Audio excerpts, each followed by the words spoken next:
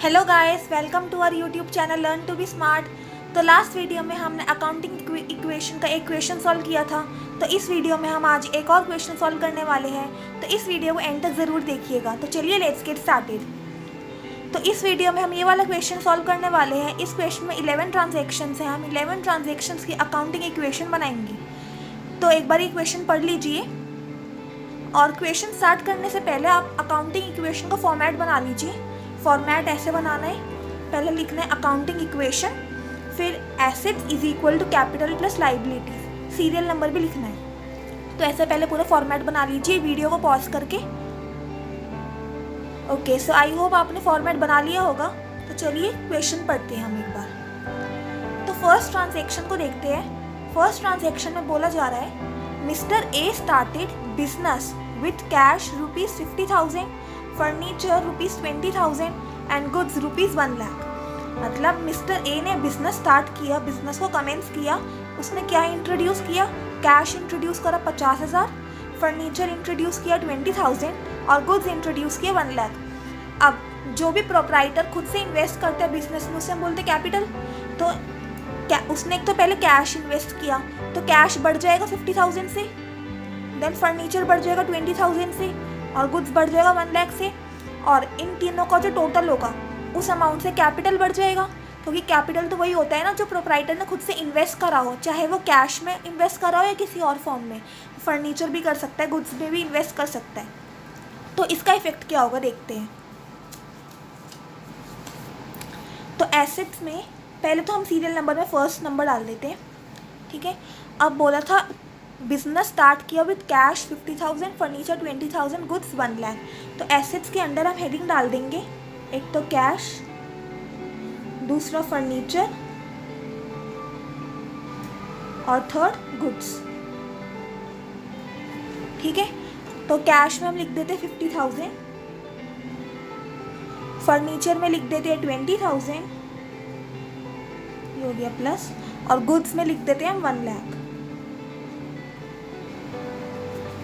Is equal to liabilities में तो कोई चेंज नहीं आया, तो लाइबिलिटीज़ हो गई 0 और कैपिटल कितनी हो गई इन तीनों का टोटल, ठीक है। तो इन तीनों का टोटल क्या हो गया 1,70,000, सो 1,70,000। ऑलराइट, ये ट्रांजेक्शन समझ आई, ठीक है। नेक्स्ट ट्रांजेक्शन की बात करते हैं, सेकेंड नंबर। सेकेंड ट्रांजेक्शन बोल रहे हैं purchased goods for ₹50,000 in cash. Purchase किया गुड्स को 50,000 रुपये में कैश से, मतलब गुड्स बढ़ गया बिजनेस में 50,000 रुपये का और कैश कम हो गया। तो कैश में हम कर देंगे -50,000 और गुड्स में हम कर देंगे ऐड 50,000, ठीक है। हमने गुड्स को परचेज किया कैश में, तो गुड्स बढ़ गए बिजनेस में और कैश हो गया माइनस, कैश हो गया कम। कैपिटल में कोई चेंज नहीं आया, लाइबिलिटीज़ में कोई चेंज नहीं आया। चलो हम इसमें काम करते हैं। ये जो हमने बोला कि गुड्स हमने परचेज की 50,000 के, इसका अमाउंट चेंज कर देते हैं। इसका 50,000 ना लेके 20,000 कर देते हैं। 20,000 क्वेश्चन में भी चेंज कर देते हैं, purchase goods for ₹20,000 in cash. Because आगे फिर क्वेश्चन में प्रॉब्लम आएगी, क्योंकि कैश तो ख़त्म हो गया, फिर आगे जो भी पेमेंट करनी होगी वो कैसे कर पाएंगे।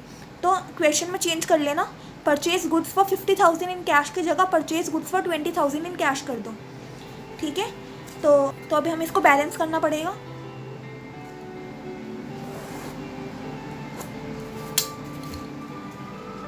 आ जाते हैं हमारे पास बैलेंस में क्या हो गया, कैश था 50,000 माइनस 20,000, तो ये हो गया 30,000। फर्नीचर हो गया प्लस 20,000 और गुड्स पहले 1 लाख के थे, अब 20,000 और बढ़ गए, तो ये हो गया 1,20,000। लाइबिलिटीज़ में 0 है और कैपिटल में हो गया 1,70,000। तो देखो क्या लेफ्ट साइड और राइट साइड बैलेंस हो रही है। इधर क्या 30,000 प्लस 20,000 1,20,000, ये हो गया 1,70,000 और राइट साइड भी 1,70,000 बैलेंस हो रही है। अब थर्ड ट्रांजेक्शन की बात कर लेते हैं। थर्ड ट्रांजेक्शन में बोल रहे हैं सैलरी आउटस्टैंडिंग ₹5,000। सैलरी आउटस्टैंडिंग का मतलब सैलरी ड्यू तो हो गई है लेकिन पे नहीं करी है। तो सैलरी एक्सपेंस होता है तो ये कैपिटल से माइनस हो जाएगा, लेकिन ड्यू हो गई और पे नहीं करी तो ये लाइबिलिटी इंक्रीज हो जाती है इससे। तो एक तो इससे हमारे पास कैपिटल से माइनस हो जाएगा बिकॉज ये एक्सपेंस है, तो हम कैपिटल से माइनस कर देते 5000 रुपीज़। और लाइबिलिटीज़ में क्योंकि हमने सैलरी ड्यू हो गई है लेकिन पे नहीं करी है, लेकिन बाद में पे करनी है ना, तो इट इंक्रीजेज द लाइबिलिटी, तो लाइबिलिटी 5000 से ऐड हो जाएगी। एसेट्स में कहीं भी कोई चेंज नहीं आया। अब हम इसको बैलेंस करेंगे।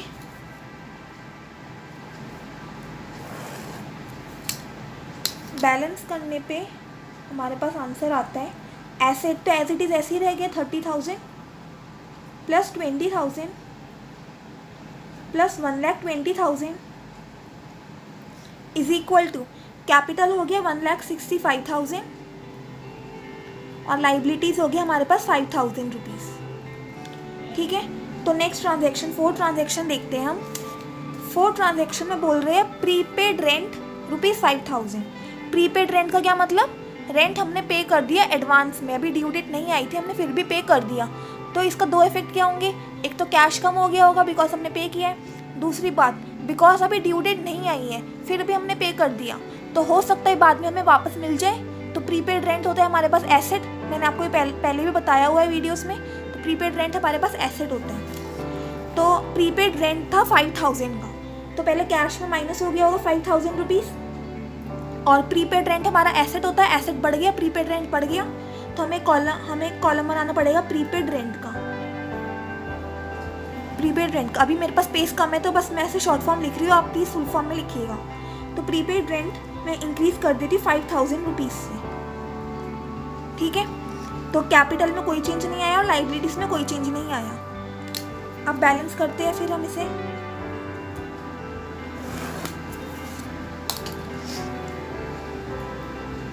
बैलेंस करने पे ये कैश हो गया 25,000, फर्नीचर हो गया 20,000, गुड्स हो गए 1,20,000 और प्रीपेड रेंट भी आ गया हमारे पास 5,000। कैपिटल में 1,65,000 ही रह गया और लाइबिलिटी भी 5,000 ही है। अब नेक्स्ट ट्रांजैक्शन की बात कर लेते हैं, 5th वन। 5th ट्रांजैक्शन में बोल रहे हैं इंटरेस्ट ऑन कैपिटल ₹1,000। अब बिजनेस को, प्रोप्राइटर को इंटरेस्ट देना पड़ेगा कैपिटल में। प्रोप्राइटर ने जो भी कैपिटल इंट्रोड्यूस करी है बिजनेस को उस पर इंटरेस्ट देना होता है। तो इंटरेस्ट ऑन कैपिटल बिजनेस के लिए क्या है, एक्सपेंस है, तो फिर कैपिटल से माइनस हो जाएगा एक्सपेंस से। और दूसरा इफेक्ट क्या होगा, अब जो भी बिजनेस प्रोप्राइटर को इंटरेस्ट देता है कैपिटल में वो कैश से नहीं देता, वो सीधा उसके कैपिटल बढ़ा देता है। तो जब भी एट दी एंड बाद में जब भी बिजनेस बंद होगा और बिजनेस को प्रोप्राइटर को कैपिटल वापस करना होगा तो अब वो 1,000 बढ़ा कर देगा कैपिटल। तो ठीक है, इस ये वाला कंसेप्ट भी मैंने आपको पहले बता चुकी हूँ। तो इंटरेस्ट ऑन कैपिटल, कैपिटल से ही माइनस होगा और कैपिटल में ऐड हो जाता है। तो इंटरेस्ट ऑन कैपिटल के लिए हम 1,000 रुपीज़ माइनस कर देंगे कैपिटल में और प्लस भी इधर ही कर देंगे बिकॉज ये बिजनेस के लिए एक्सपेंस है, एक्सपेंस हम कैपिटल से माइनस करते हैं। और दूसरा, बिजनेस उसे कैश में नहीं देता, सीधा कैपिटल इंक्रीज कर देता है प्रोप्राइटर की। ओके, एसेट में कोई चेंज नहीं आया और लाइबिलिटीज में भी कोई चेंज नहीं आया। Now we have to balance it. Balance करने पे एसेट तो एज इट इज रह गए हमारे पास, प्लस 1,20,000 प्लस 5,000 और कैपिटल भी 1,65,000 ही रह गई बिकॉज 1,000 प्लस हुआ 1,000 माइनस हुआ तो रह तो 1,65,000 ही गई और लाइबिलिटीज आ गई हमारे पास 5,000 की। 6 ट्रांजेक्शन को देखते हैं। 6 ट्रांजेक्शन में देखो क्या बोल रहे हैं, purchased computer for ₹20,000 for personal use paid by cash. ये ध्यान से सुनना, बहुत ही ज़्यादा इंपॉर्टेंट ट्रांजेक्शन है। तो क्या है कि परचेज़ किया कंप्यूटर, 20,000 रुपये का कंप्यूटर परचेज़ किया फॉर पर्सनल यूज़ और पेड बाय कैश। इसका मतलब कैश बिजनेस से पे किया लेकिन कंप्यूटर परचेज़ पर्सनल यूज़ के लिए किया, कंप्यूटर बिजनेस की यूज़ के लिए परचेज़ नहीं किया। तो हमने बोला था, हमने आपको पहले बताया हुआ है वीडियो में, जब भी प्रोप्राइटर कुछ भी पर्सनल यूज़ के लिए लेता है उसे हम बोलते हैं ड्राइंग्स। तो कंप्यूटर उसने पर्सनल यूज़ के लिए बिजनेस के पैसों से ख़रीदा तो उसे भी हम बोलेंगे ड्राइंग्स। तो ड्राइंग से कैपिटल से माइनस हो जाएगा 20,000, और क्योंकि बिजनेस में पैसा कम हो गया, बिजनेस के पैसों से ख़रीदा था, तो बिजनेस में कैश 20,000 से कम हो जाएगा। ठीक है, तो फिर एक तो बिजनेस में कैश 20,000 से कम हो गया बिकॉज कंप्यूटर परचेज किया था, और ये ड्राइंग्स है तो ड्राइंग्स कैपिटल से माइनस हो जाती है। लाइबिलिटीज़ में कोई चेंज नहीं आया। ठीक है, अब बैलेंस करते हैं। बैलेंस करने पे कैश बच गया 5,000 रुपीज़ का बस, फर्नीचर है 20,000 रुपीज़, गुड्स है हमारे पास 1,20,000 के, और अभी प्रीपेड रेंट है 5,000 रुपीज़ का। नेक्स्ट कैपिटल है हमारे पास 1,45,000 रुपीज़। 1,65,000 में से 20,000 माइनस कर देते तो 1,45,000 आता है, और लाइबिलिटीज़ आ गई हमारे पास 5,000 की। ठीक है, तो देखते बैलेंस होता है कि नहीं होता। लेफ्ट साइड में हमारे पास 5,000 प्लस 20,000 प्लस 1,20,000 प्लस 5,000, तो ये कितना हो गया 1,50,000। राइट साइड भी है 1,45,000 प्लस 5,000 1,50,000। ओके, बैलेंस हो रहा है। अब 7 ट्रांजेक्शन की बात करते हैं। 7 ट्रांजेक्शन में देखो क्या बोल रहे हैं, sold goods costing ₹5,000 for ₹8,000 in cash. मतलब जो 5,000 के गुड्स थे वो हमने 8,000 में बेचे, तो गुड्स तो एक पहली बात कम हो गए 5,000 के। दूसरी बात, हमने 8,000 के बेचे तो 8,000 बिजनेस में कैश आ गया, तो कैश बढ़ गया 8,000 का। और इसके तीसरा इफेक्ट भी होगा, क्योंकि 5,000 के गुड्स हमने 8,000 में बेचे तो 3,000 का हमारे पास प्रॉफिट हो गया, 3,000 का बिजनेस को प्रॉफिट हो गया। प्रॉफिट हम क्या करते हैं, कैपिटल में ऐड, तो कैपिटल में 3,000 प्रॉफिट भी ऐड हो जाएगा।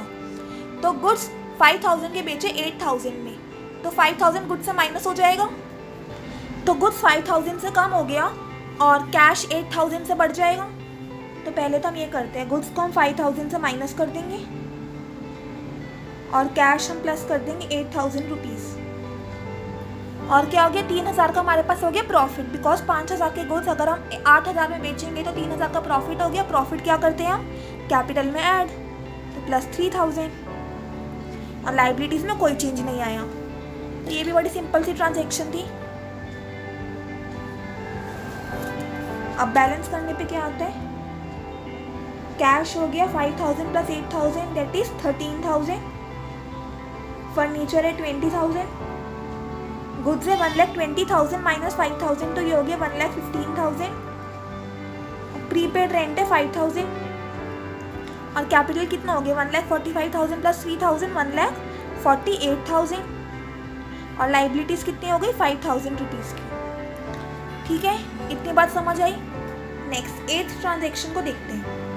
8th ट्रांजेक्शन में क्या कहना चाह रहा है, कमीशन रिसीव्ड ₹2,000। सिंपल, कमीशन मिला 2,000 रुपये का, क्या हो गया कैश बढ़ गया 2,000 रुपये से, और कमीशन इनकम है, कमाई है हमारी बिजनेस की, तो फिर रेवेन्यू है हमारे बिजनेस का, तो फिर कैपिटल में आ जाएगा। तो कमीशन अगर 2,000 रुपये से मिला तो पहली बात तो कैश बढ़ गया 2,000 रुपीज़ का, और दूसरी बात क्योंकि ये रेवेन्यू है बिजनेस के लिए तो ये भी 2,000 रुपये बढ़ गया कैपिटल में। लाइबिलिटीज़ में कुछ चेंज नहीं आया, तो बैलेंस कितना आया, ये बैलेंस हो गया, कैश हो गया 15,000, फर्नीचर हो गया 20,000, गुड्स हो गया 1,15,000, प्रीपेड रेंट हो गया 5,000, और कैपिटल हो गया 1,50,000, और लाइबिलिटीज 5,000। तो देखते left side right side balance होती है या नहीं। तो ये हो गया 1,15,000 प्लस 15,000, ये हो गया 1,30,000, 1,50,000, 1,55,000। तो लेफ्ट साइड आ रही है 1,55,000 की, और राइट साइड भी आ रही है 1,55,000 की, तो ये बैलेंस हो गई। अब बिकॉज स्पेस कम हो गई है इधर, तो फिर स्पेस ख़त्म हो गई, तो हम नेक्स्ट पेज पे हम आगे का क्वेश्चन सॉल्व करेंगे। तो आगे नेक्स्ट पेज, तो नेक्स्ट पेज पे आगे का क्वेश्चन सॉल्व करने के लिए तो पहले हमारे पास बैलेंस आया था ना, वो हमें बैलेंस दोबारा लिखना पड़ेगा। तो हमें वो दोबारा बैलेंस लिखना पड़ेगा। बैलेंस किस किस का बचा था? एक तो कैश का था, दूसरा फर्नीचर, थर्ड गुड्स। तो मैंने इधर बैलेंस लिख दिया, जो 8th ट्रांजैक्शन करने के बाद जो बैलेंस आया था लास्ट पेज पे, वो मैंने इधर लिख दिया। अब हम देखेंगे 9th ट्रांजैक्शन को। 9th ट्रांजैक्शन को देखते हैं क्या बोलते हैं। Cash deposited into bank ₹5,000। जो कैश था वो बैंक में डिपॉजिट करा दिए 5,000 रुपये का। तो बिजनेस से कैश कम हो गया 5,000 रुपये, और बैंक क्या होता है, बैंक भी तो एसेट होता है, तो बैंक बढ़ गया 5,000 रुपये। तो एक जगह कैश कम होने की वजह से एसेट कम हुआ, तो दूसरी जगह बैंक बढ़ने की वजह से एसेट बढ़ गया। तो हमें एक और न्यू कॉलम बनाना पड़ेगा एसेट्स में, जो कि होगा बैंक। अब बैंक में हमें 5,000 रुपीज़ डिपॉजिट कराया, जो भी प्रोप्राइटर है, जो भी बिजनेस ने 5,000 रुपीज़ बैंक में डिपॉजिट कराया। तो कैश में हो गया -5,000 रुपीज़ और बैंक में बढ़ गया 5,000 रुपीज़। कैपिटल में कोई चेंज नहीं आया, लाइबिलिटीज़ में कोई चेंज नहीं आया। तो बैलेंस करते हैं इसको।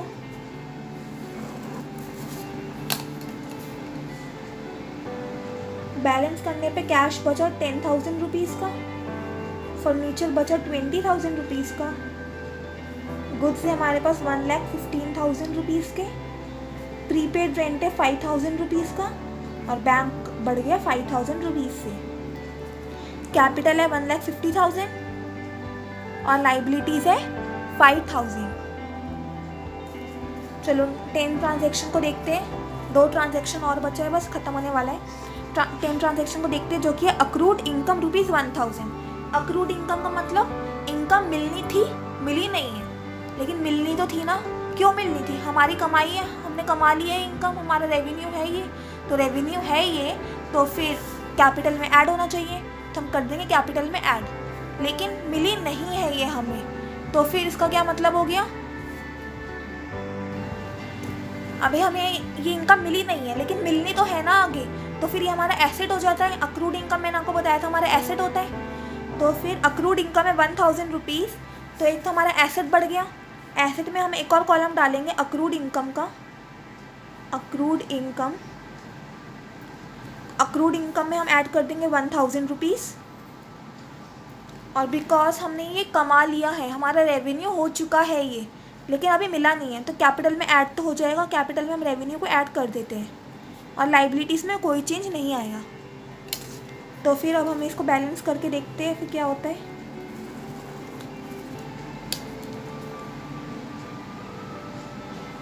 बैलेंस करने पे हमारे पास कैश बचा 10,000 रुपीज़ का, फर्नीचर इज़ 20,000 रुपीज़, गुड्स है 1,15,000 के,